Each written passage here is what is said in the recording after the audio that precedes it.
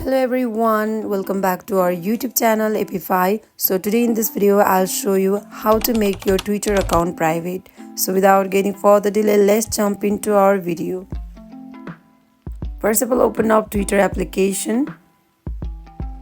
Here tap on profile picture on top left corner.